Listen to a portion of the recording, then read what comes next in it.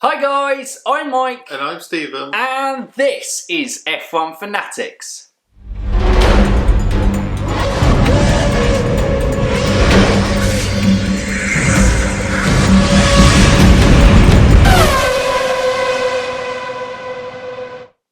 Welcome back to Race Review Podcast.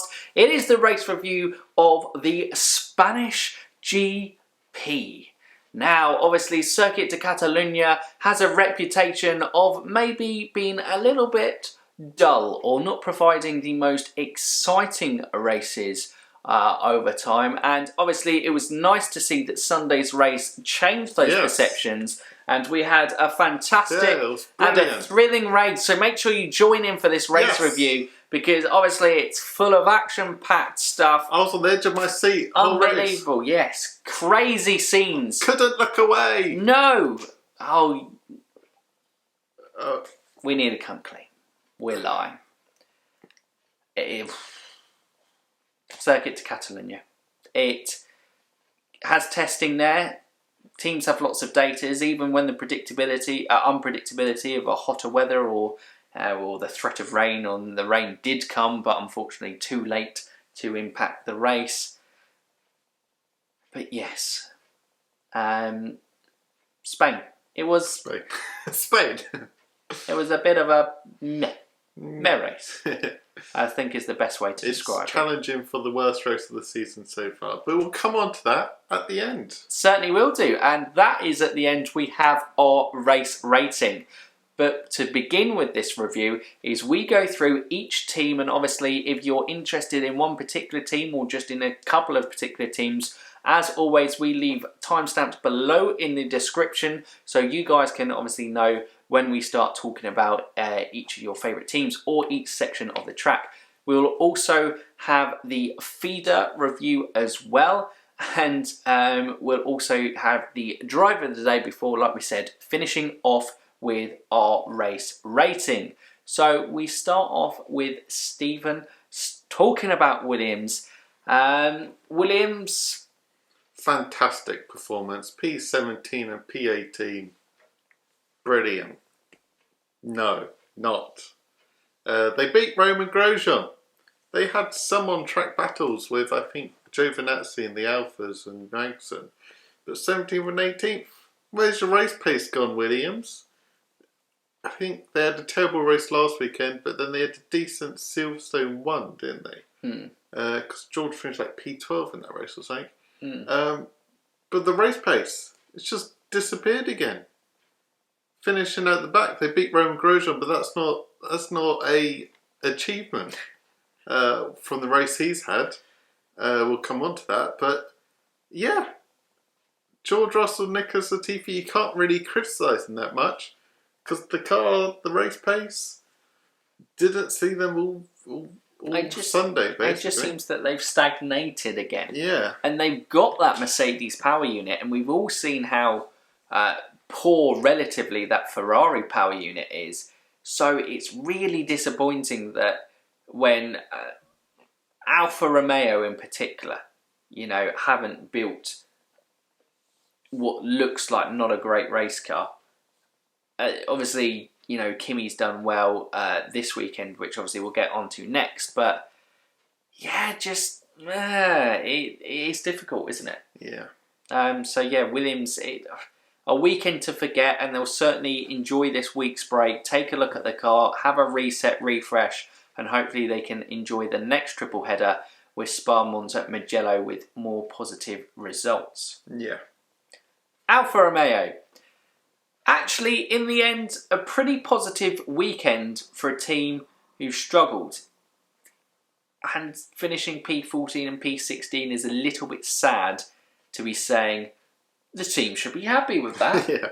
Wow, that's a good weekend. But Kimi Raikkonen had probably, I think he has finished higher up in other positions throughout the season. He may have got like a P12 or something earlier in the season, retirement-wise. But I feel like this was Kimi Raikkonen's best race of the season, or at least best race weekend of the season. Getting into Q2 for qualifying and maintaining that position in race and getting P14 in the Alfa Romeo, using all that experience and guile and having some good on-track battles as well. So, yeah, a positive result for him. And Giovinazzi struggled in qualifying, got P20, but drove.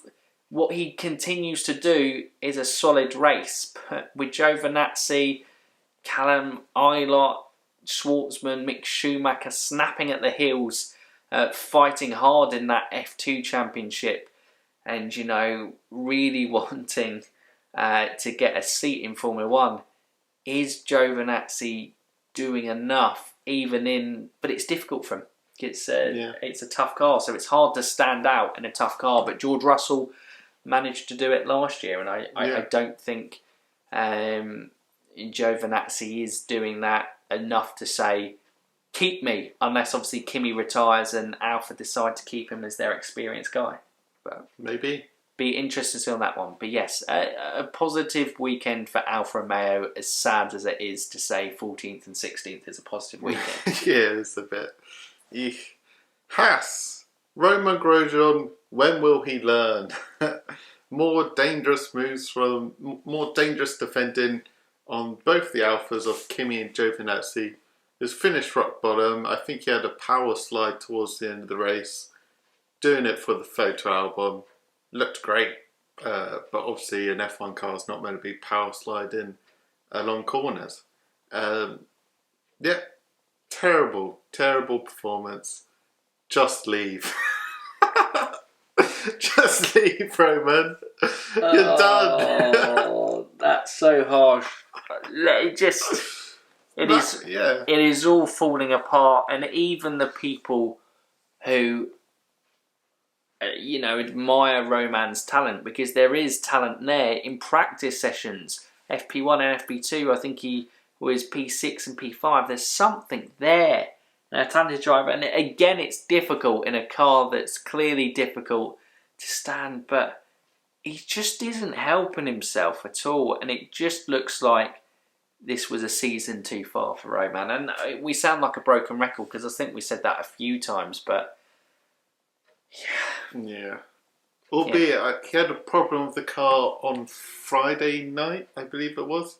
But had to have a change in power unit. Still, he's defended dangerously again, and he had a power slide, which I can only put to driver error. So, not even looking at finishing rock last, because maybe his car wasn't fully there, he still had a terrible race in himself.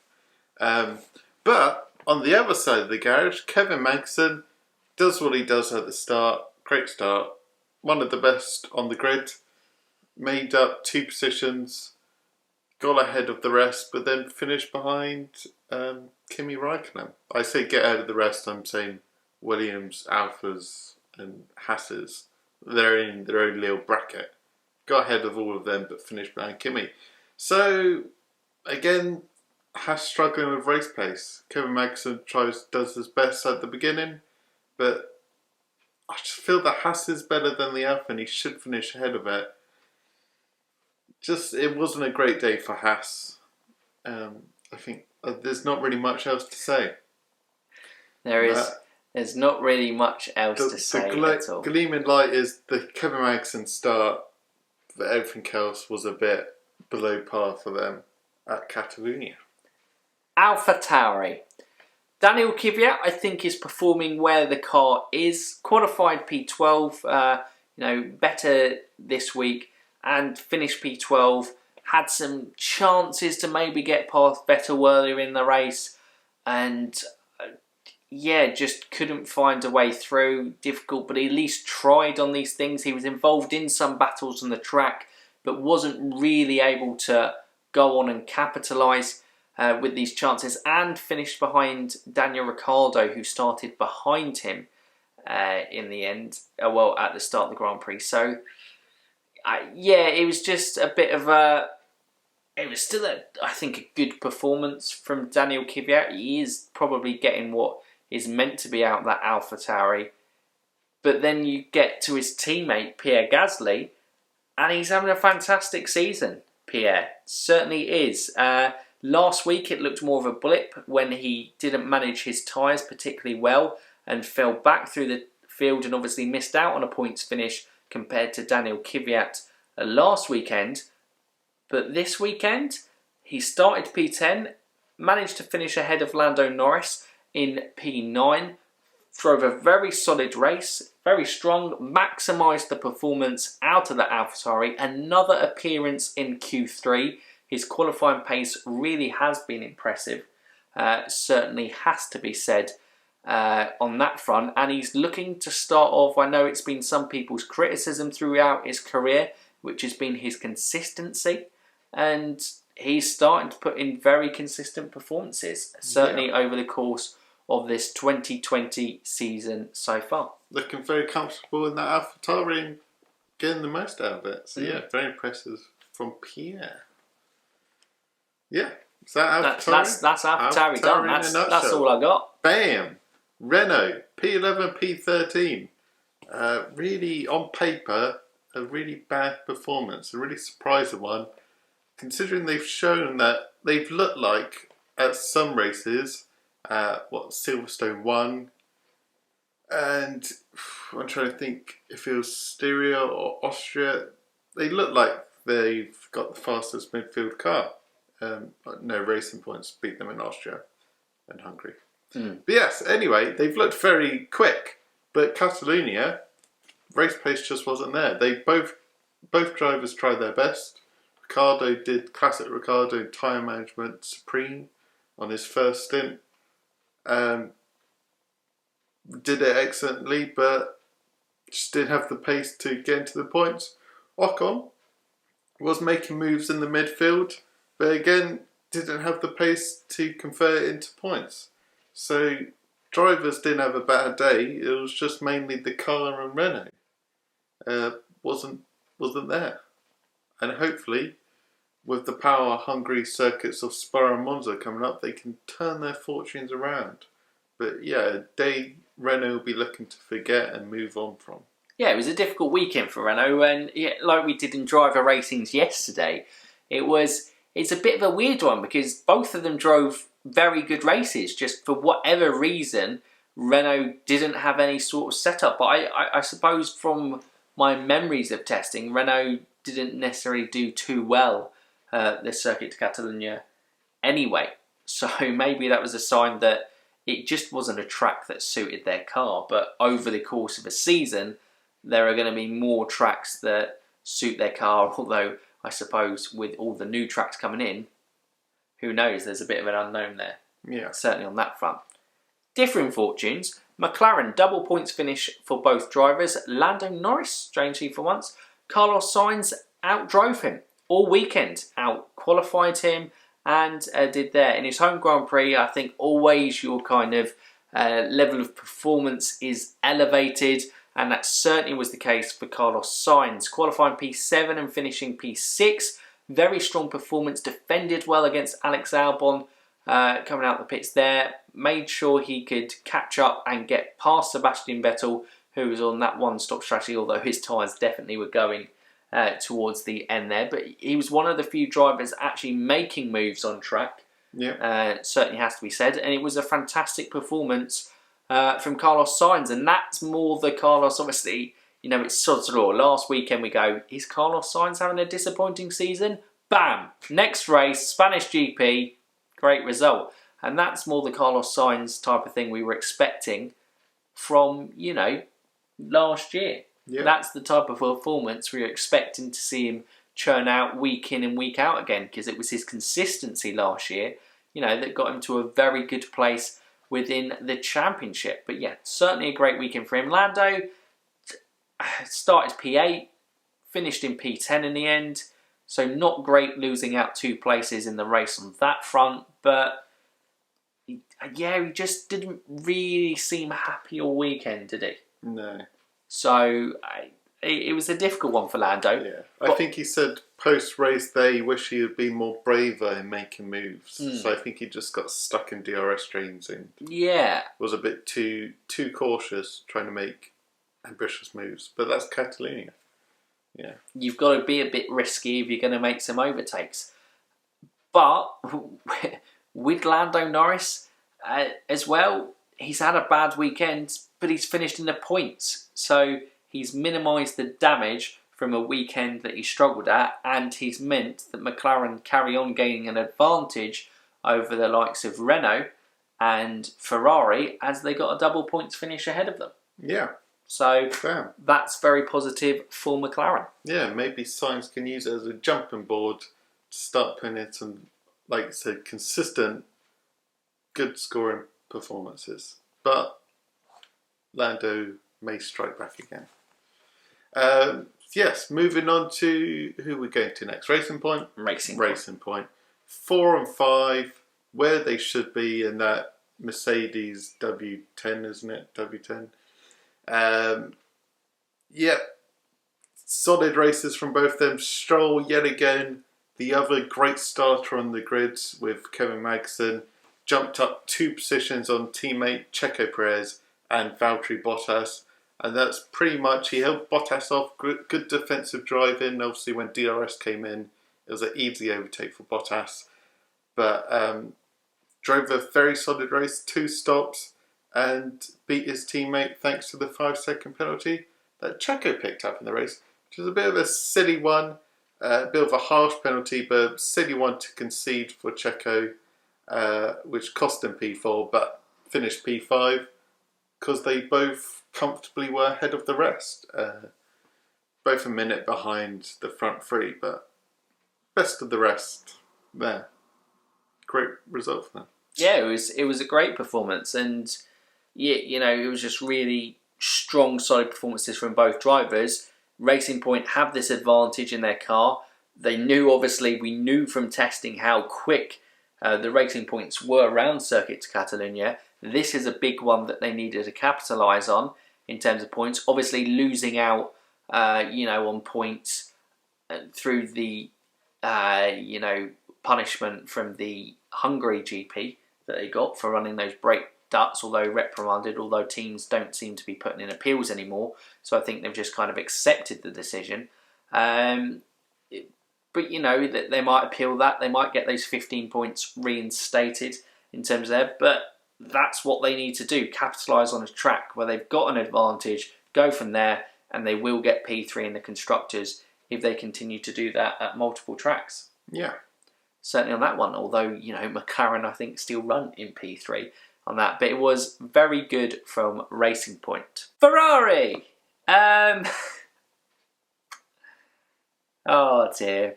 Charles Leclerc, unlucky. Yeah, let's get the easy one out the way first. Driving a good race. Battling with Lando Norris in pursuit in terms of that. Going through the last chicane, bang, engine cuts out, forces him into a spin. Looks like he's just stuck on the track. Will it bring out a safety car? No, because he gets it going, but he thought his car was done, undid his seatbelt, did like a lap and a bit with his seatbelt undone, didn't he? Yeah, which was a bit of a stupid move from Charles, but hey, it's Charles, he does that. Yeah. That is definitely crazy because, if he did have a serious accident, he can be thrown from his car. Yeah. In that situation, though, that thing is obviously there. We've seen it before in Formula One's past. It's a horrible thing seeing drivers thrown from there.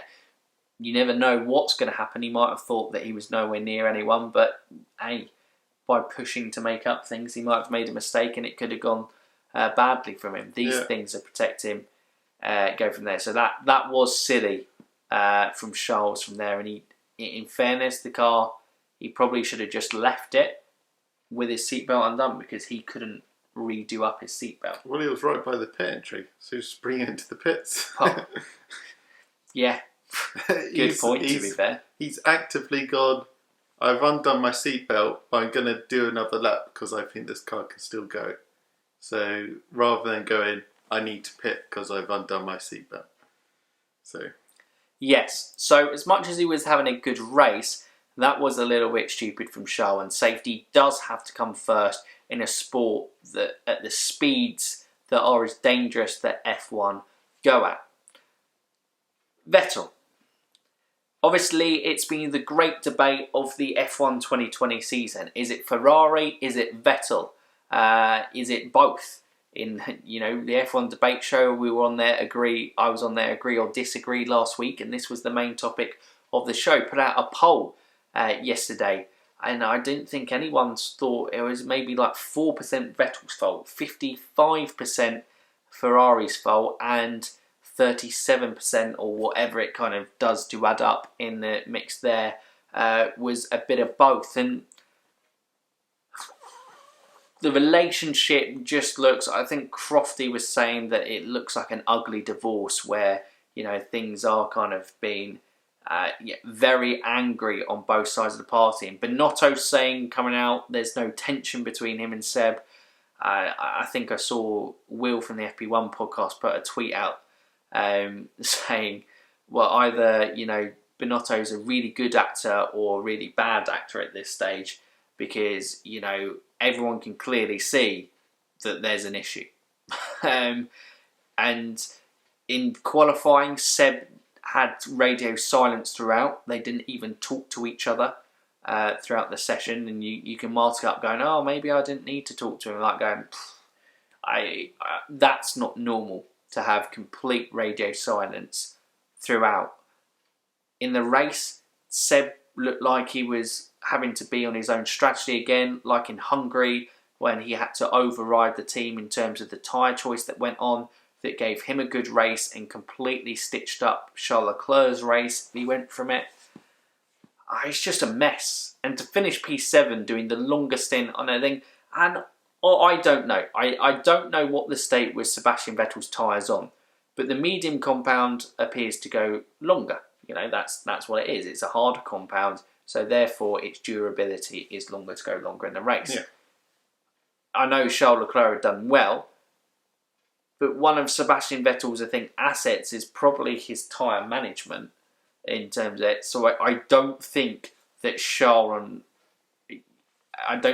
tyre management would have improved that much that him on a soft stint compared to Vettel on a medium stint would have had the same amount of tyre wear needing to pit. Yeah, it was like they couldn't be asked to do two separate strategies, so they're like, pit at the same time. And throw the dice. It was just bizarre. It just seemed like not to capitalise. Like the people, I think Ricciardo and Ocon went on mediums and went deep into the race. Obviously, you can say it didn't work out for Renault's, but Vettel was starting higher up on the grid. Yeah. He had to race the rest of the race on a soft compound, which was incredible tyre management. It's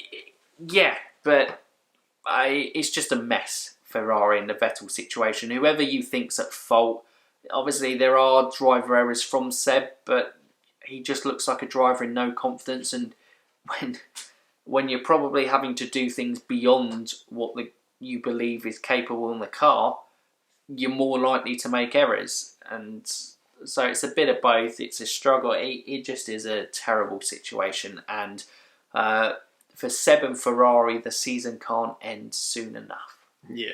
A fair comment to end the Ferrari roundup. But Red Bull, Toto said they were favourites. Max vowed to take the race to Mercedes. Could we have a title fight? Could Max win and put pressure on Lewis? No, nothing happened. And it was about 15-20 seconds between Max and Lewis, and it was like, okay. Yeah, Toto, they were favourites, yeah. Well, I think with Mercedes bluff, you get worried. Whenever Toto comes out and says, you should be worried about Red Bull's pace this weekend, we go, right, that's it, yep, Mercedes 1-2. I suppose the only surprise was it wasn't a Mercedes 1-2. So Max finished second, Albon finished 8th. I'll start with Albon, looking at that side of the garage for Red Bull. They said before the race, risky strategies in their DNA. They went risky with Albon, put him in traffic with the harder tyres. And Albon couldn't make it work. Probably 50-50 driver not making it work. Team, you could say it's a bit more the strategy not making it work. But still, both sides needed to work to make that strategy work, and neither did. So poor result for Albon in the end. He did have some good overtakes throughout the race, but yeah, struggled. And then Max Verstappen couldn't touch Lewis at all. Didn't even get near to put any kind of pressure on. Was in a race of his own, P2. He's nailing that P2 in a lot. Obviously, won last time out, but P2 is like the Max Verstappen position at the moment. It's kind of that's the P1 really, and then you have Lewis Hamilton in his own league. So he's won the race. He's held off Bottas, but is that more Bottas having a shock in Spain? We'll come on to that. But yeah, bit of a... You feel Red Bull should have been challenging, but they didn't at all. And even Albon struggled to break DRS trains on the alternative strategy further back. So yeah, Red Bull struggling for pace. And it's always going to be difficult for Red Bull, like we spoke about, because until they have two cars putting pressure on the Mercedes and fighting there, it's going to be difficult. And Albon continues week in, week out to prove that he's not that driver to do so. And we give him time. It's not out-qualified the racing points. You can make excuses for the car being difficult to handle, not being the best. But like Max is still finishing miles ahead of the rest of the field. Yeah. And he's lapped Albon, I think, in today's race. Yeah, well, only the top Sunday's three weren't race. lapped. So, yeah, I'm not sure whether Verstappen was far enough up the road to have done that. But he's comfortably ahead of Albon. Albon's qualified P6, and you make a rod for your own back. Yes, obviously the strategy didn't work, but I think of his own accord, as he said, his time management. And a worrying thing for me with Alex is he came out, I think a quote from him from the weekend was, "I don't know how to go faster." Well, that would be alarm bells ringing for me. Yeah. Because he needs to go faster. And if he doesn't know and he can't do that, then maybe that's Alex Albon's limit. Maybe. I don't know. And if that's his limit, then that's not good enough for that seat. And obviously we gave him a break and it was positive air, and then Steven said, yes, there are good overtakes. But again, he's making overtakes where his car is far superior. And although it's Circuit to Catalonia, going from there, the overtakes he was meant to make on Carlos Sainz there, I know in the qualifying live stream, people are like going, I'm looking forward to seeing Albon's overtakes and seeing how he can get up to help support Max. He didn't compete against the racing points at any point during the race. No. He wasn't even on the back of the first stint, all over the back of Perez. Well, that's why they chose to go the alternative strategy, because he was making no progress in the racing points. So Red Bull thought, well, if he doesn't have the pace, we need to try to beat them on strategy. Yeah. And I don't know if this is official or not, but by the looks of me, we were sitting here watching the race, and I went, they've gone, why have they put Alex Albon onto hards this early in the race? And like going, well, to me, it looks like Alex Albon can't help Max Verstappen challenge for race wins by his own car performance. So Red Bull have gone, we'll shove Alex onto hards, see what the race delta is like on that compound and whether it can do anything within the race. And maybe Max can go onto a one-stop using the hard compound tyres, which then led to Max being led out longer on the soft compound, because that is the only reason I can imagine that Red Bull left Max Verstappen out for so long when he was continuously on the radio letting it, and it's just a bit from there, and it's disappointing, and it's a weak link in Red Bull. And moving on to Mercedes, well, I suppose Bottas is a weak link, but no other teams are putting that under pressure. Nope. And with one driver, with Max Verstappen, you know, this probably would be a 2018 level of performance from Valtteri Bottas. I would have to say But because the car is so dominant and they don't have Ferrari up there challenging and they don't have both Red Bulls up there challenging, he's kind of getting away with it, that he's comfortably going to get at least third in the championship because no one will be able to touch him. And, you know, Mercedes have been let off the hook in that front, and that's where the other teams have failed. But Mercedes dominated in testing in Circuit Catalunya. Probably, you know, with the heat, optimistic fans as we were, we're going, well, look, they got affected by the heat last weekend. Mercedes has struggled a little bit in the heat. Will this happen again? No. Lewis Hamilton, brilliant performance. Has to be said. Again, you know, it is hard not to admire what Lewis is doing. Yes, he's in the best car. Yes, it's so comfortably better. And with the driver of the calibre and the skill of Lewis Hamilton, you know, it's so easy for him just to kind of, I think he said he was in the zone, just going through, doing laps, and then, oh, it's the end of the race, okay. Yeah. And for a driver to be that relaxed, I think it's a real disservice to the sport. And at this point, we just desperately go, Mercedes, do you want to drop Bottas for next year and just go all in on and just spice things up? Just for the entertainment, just for the head of it, for the fans, but they don't. It's not their responsibility to do that. They've got the perfect team. Bottas does number 2. He's under no sort of real pressure. The other teams are so far behind, it makes it easy to keep Valtteri Bottas, to keep team harmony, to keep everything behind Lewis Hamilton. Yeah, they make the money in the Constructors' Championship, and although Bottas may not make it second in the drivers, who cares?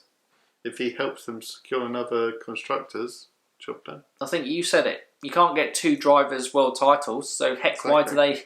Why do they need a second really good driver? They just need Bottas to keep doing what he's doing. And Red Bull and Ferrari keep letting the sport down by not being able to build a competitive, or at least have a team as a cohesive unit that challenges Mercedes.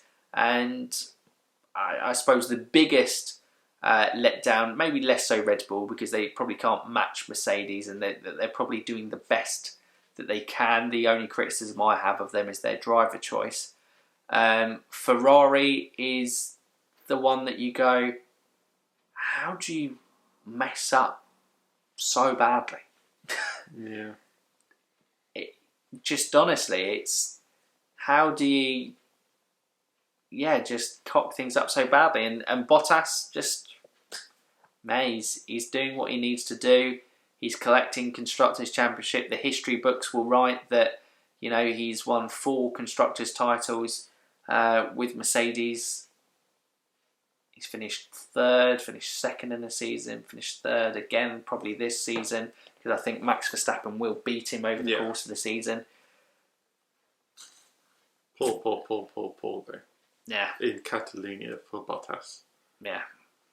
Second was a minimum, and he's gone and finished 3rd. So good job, Bottas, on failing your objective. Yeah, it just is. To put it harshly, that's the truth.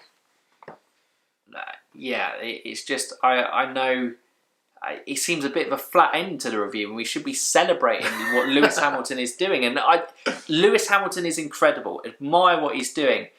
But it shouldn't be the case where he's literally just said, oh, I didn't realise it was coming up to the end of the race because it was so easy. Just one. That isn't... You're always going to have days in sports where teams do kind of blitz it away with their dominance, but there are too many weekends like that for Mercedes and Lewis Hamilton. Yeah. And that's the shame, I think. And now we move on to the Feedee review. And there actually was some very positive moments from the weekend. In F3, we'll start off from Jake Hughes wins the feature race. Obviously, the very experienced campaigner, never with the budget, really to kind of progress forward up the junior ladder. But, you know, for HWA Race Labs, I think it is, he just is a consistent performer go from there. And with his experience, his knowledge of the category, he's no doubt going to do well. And he did well to win. Logan Sargent managed to come P3.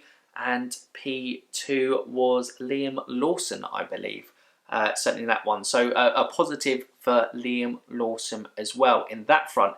In the sprint race, has to be said, bit of a snooze fest, really, to be honest.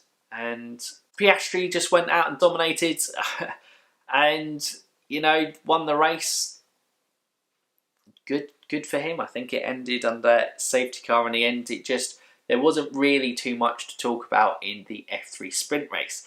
Now, the F2 feature race was the race of the entire race weekend out of F1, F2, F3, Porsche Super Cup. That was the best race because we had safety cars that kind of upset things. It looked like Mick Schumacher being stitched up on strategy. Callum Ilott was smashing it. Robert Schwartzman maybe looked like he was going on for a P2 position after making up into P2 at the start of the Grand Prix. But safety cars came on and Callum Ilott just wasn't able to do that. People staying out on strategy, switching to tyres. Tyre degradation was a difficult one, and the safety car came out for the perfect time for Noboru Matsushita for MP Motorsport. And yeah, he made up, I think, 17 places in the end to win the Grand Prix, and just crazy. Just the perfect, you know, sometimes these opportunities fall in front of you, and for one of the most experienced campaigners in Formula 2, he's had a pretty disappointing season up until now, but his experience shone through and was able to capitalise on this advantage. Moving into the sprint race, again, just a little bit tyre degradation. It struggled on that one, but Felipe Drugovich, who the previous one, I suppose he stayed out on the tyres, but you'd think that his tyres had enough to stay to the end. Yeah, he should have had a podium in the feature race, but team strategy messed up.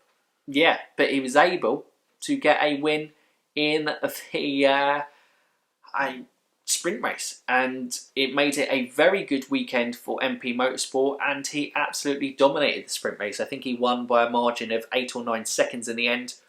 Yeah, a good weekend for MP Motorsport. Probably the performance of the weekend. It's difficult. Callum Ilott did so well in that feature race, and then it just struggled. Noboru Matsushita massively benefited from there, but he took advantage of that.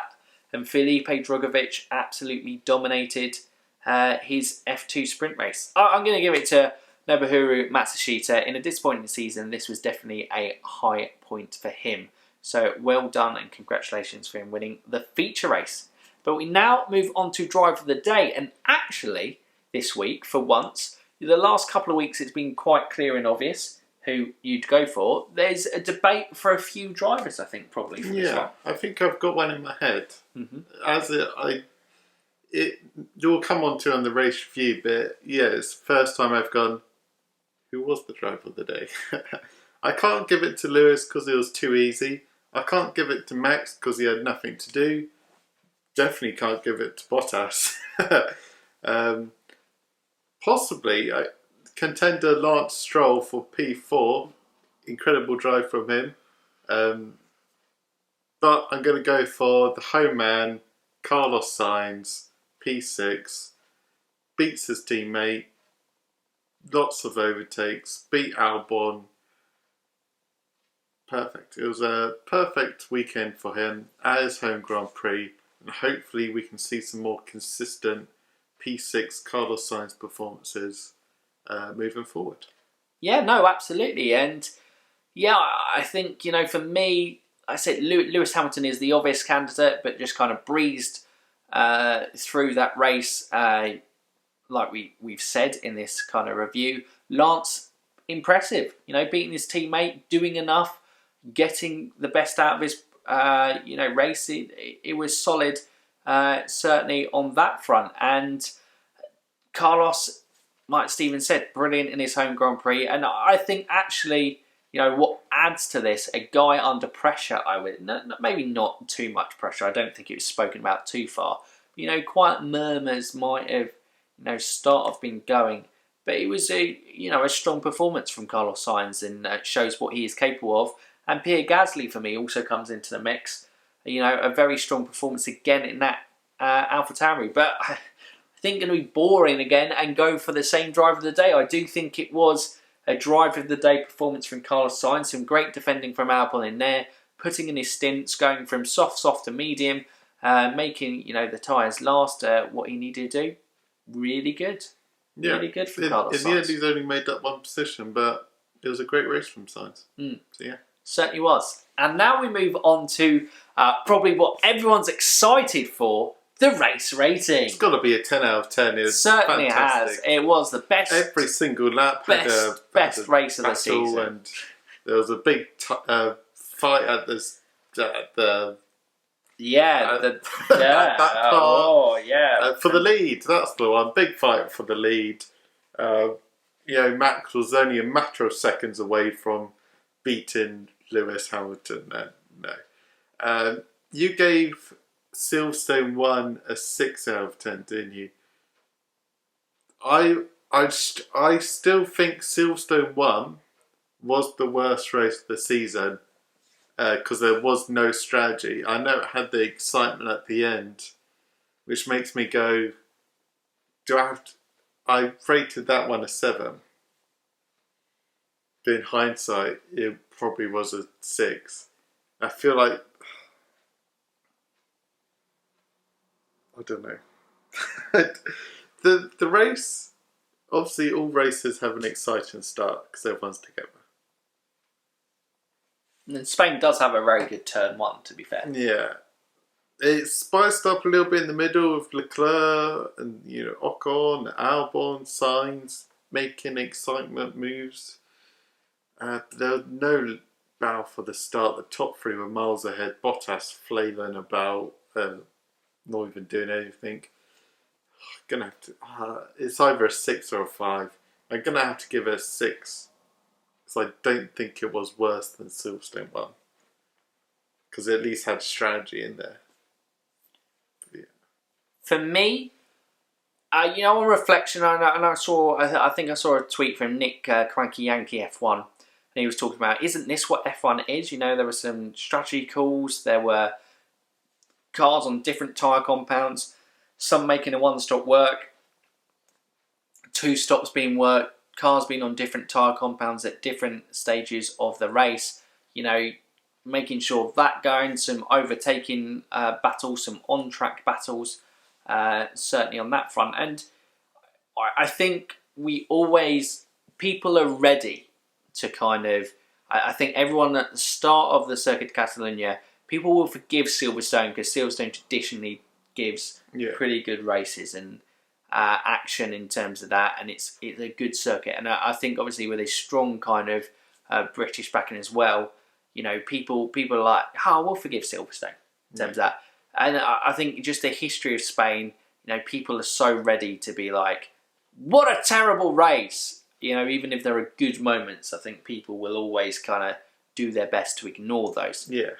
And so I actually think, on reflection, there are actually some very good moments for the race. The problem is it wasn't actually, I would say, Circuit de Catalunya's fault. I'd say it just highlighted the main problem of this season, which is Mercedes have built a dominating car that isn't really challenged by anyone within the race. And yeah, but still, they lost in Silverstone. They were pushed hard in Austria. Yeah, and there was no fight. And look, Circuit de Catalunya doesn't lend itself, and it needs like an overtaking point in there. But there was action throughout the rest of the field. It's hindered. It's a race always going to be hindered by the fact that there's testing there. Yeah. Because Mercedes would have so much data that even with the changes in heat and stuff, they would be able to apply that, and their models would be much more filled in, I imagine, to analyse and produce better predicted outcomes of what would exactly happen within the race and car setups and everything like that, that they can literally just, almost pretty much with that dominant car, encounter every situation and find a way. So it feels a bit unlucky there, and so I think it's not even necessarily a problem with that. I think if we stopped having testing at Circuit de Catalunya, we'd probably maybe even get better races there. But it's still a track, you know. Just give it a rating. Come on. It's a 7 out of 10. 7. I do think it was better than the British Grand Prix because the safety car did nullify that, and that really was snooze fest up until the tyre burst, and we shouldn't rely on a tyre burst to do that. Exactly. Where there was genuinely intrigue within this Formula 1 race. So I think it was better. It definitely wasn't the worst race of the season, but no. It certainly was on that front. But anyway, guys, that rounds up another race review podcast. We hope you've enjoyed it. As always, it is always great kind of discussing the race in a little bit more detail. And I think we've done well to get as much detail as we have out of that race. In terms of that, but then maybe that does prove that it was undervalued a little bit because, you know, we could still have times to talk about. I'm going to shut up about that now. And anyway, if you're new around here or haven't done so already, Stephen, what can they do? They can subscribe and they can ding that bell. Ding that bell. He's going confident with the kind of fast ones. If you looked at the driver ratings yesterday, you know that. Can I get faster? Oh, Find out tomorrow. For F1 Fantasy Weekly, where obviously with a gap in proceedings, it will just be an F1 Fantasy Weekly review of the Spanish Grand Prix. But guys, that's it from me and Stephen today. We hope you've enjoyed it. So for now, you F1 fans, keep racing.